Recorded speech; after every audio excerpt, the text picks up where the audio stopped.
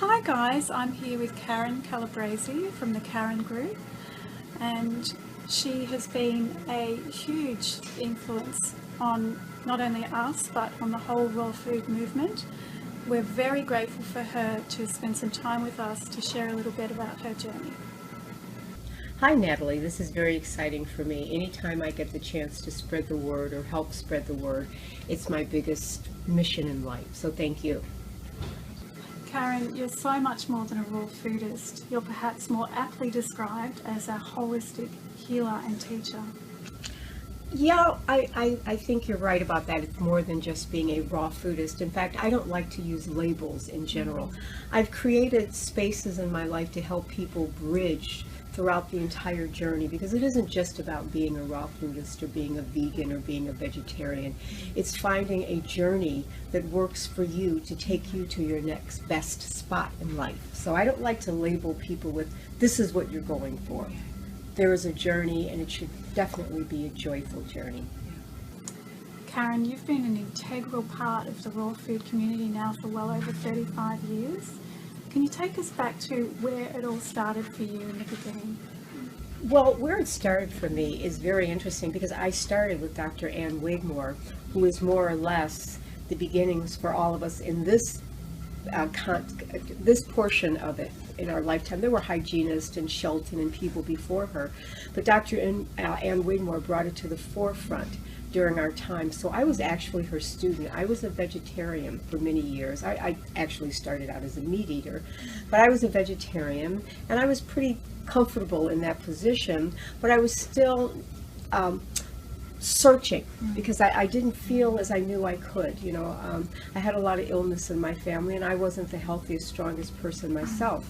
And so I met Dr. Ann Wigmore, and she introduced me to the raw movement, and it was like my whole life changed. It was like going from being a meat eater to a vegetarian, from a vegetarian to a vegan, from a vegan to a raw foodist.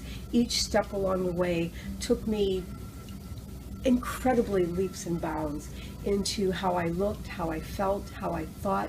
It really translated into every aspect of my life. So I started with Dr. Ann Wigmore, who kind of started it for us. I feel very fortunate in that. And it just kind of blossomed from there. I have the longest standing raw food restaurant in the country, probably in the world, actually, because I came directly through her.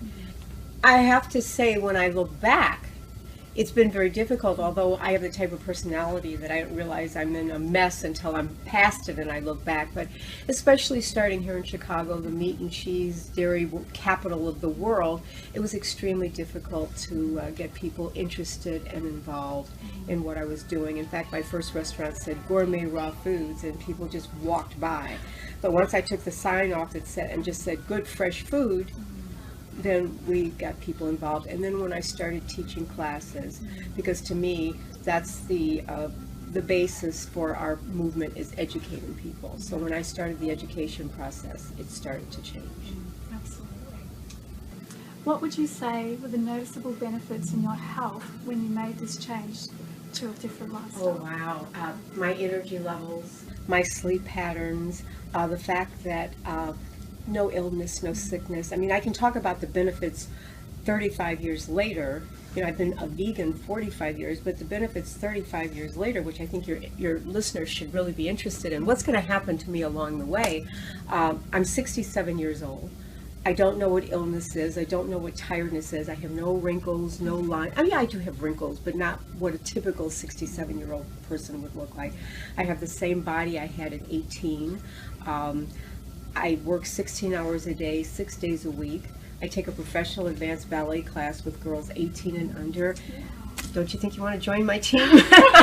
Because I'm not special. This is what I need your listeners to understand. I'm not special. We all have this capability. We are self-regenerating organisms, and the only reason you're getting tired and sick and old is because you're putting too much of the wrong material in and not enough of the right material in. And the whole reality is it's cause and effect. You can't get away from it. So what have I enjoyed? I don't know what illness is. I don't know what sickness is. And I get 25-year-old guys still hitting on me. Oh, that's amazing, isn't it? That's fantastic. Karyn, you're 67 years of age, and you look many years younger than that. What would you say is the key to your looking so youthful? I would say that having an open mind, allowing myself continued education, you never arrive. Yes, I have the label of raw foodist, but I think the primary thing is I cleanse and detox my body a minimum of 4 times a year. Minimum. People would say, well, why would you do that? You're raw foods, you're vegan, you don't drink, smoke, do drugs, why would you? Because I'm living in a very bizarre world where it isn't we aren't supposed to be living under the conditions we're living in, the oxygen levels, the atmosphere, the chemicals. We're dealing with it on a continual basis, even if you're eating organic foods, even if you're, and here in the United States, we have it a little worse than you do in your country and other countries. We have genetically modified foods. Even if I'm eating organic, the corn is genetically modified. So for me, the key, my number one key, is I cleanse and detox my body a minimum of 4 times a year to break down those layers of toxicity that I'm building up without even trying, just by being alive. So how would you go about doing that, Karyn? Would you choose fasting? Well, I just happen to have a book about it. Oh! And I have a book about it. It's called Soak Your Nuts. But you don't have to use my form of cleansing and detoxing. There are many roads to the top of the mountain. I truly believe that. I truly believe in mine, and it's based a lot on what Dr. Ann Wigmore taught. And I certainly don't believe that you should be eating steak and fries one day and juice fast the next day. I think there's a process involved. And I think finding a good teacher, finding a good process or program that resonates with you. And I will add one little disclaimer: I wouldn't go to a sick nutritionist, I wouldn't go to an overweight trainer, I wouldn't go to a bald hairdresser. So whomever you choose for your learning, I would make sure they resonate with what you're trying to get. But find a good cleansing and detoxing program. And yes, I have one available too. So this has been your journey for the past 35 years. What would you say is the key to maintaining this for so long? Well, I'll start out with, it's actually been my journey for 45 years. I've been a vegan 45 years. I've only been in the raw food world for the past. So I think that's the key, finding bridges that you can continue to cross comfortably, setting goals, setting intention, and surrounding yourself with as much of it as possible, which is why I've created 3 restaurants, a wellness center, a school, and I continually bring people in because humans are very wolf-like. We're tribal. We like to be and do like the people around us. So the more you surround yourself with it, the easier the journey will be, the more you continue to educate yourself, because even though I've been doing it so long, Victor Kolvinskis is one of my teachers. I go hear him speak every chance I can. You never get it. You understand that it's a continual process as long as you're alive and you're in this whirlpool of a negative gravitational pull to go in the other direction. You've got to kind of keep clawing your way in the other direction and find all the positive aspects that you can to keep you on your journey, your path. But I think the other thing too is for your listeners to realize that there is no perfection. There is no right or wrong or yes or no or good or bad. And as you follow your journey, whatever backward steps you take, you just go, it's part of my process, and keep moving forward. And don't judge yourself and don't judge others. What an incredible commitment you have made to share this with others. What do you think has been your greatest motivation to do so?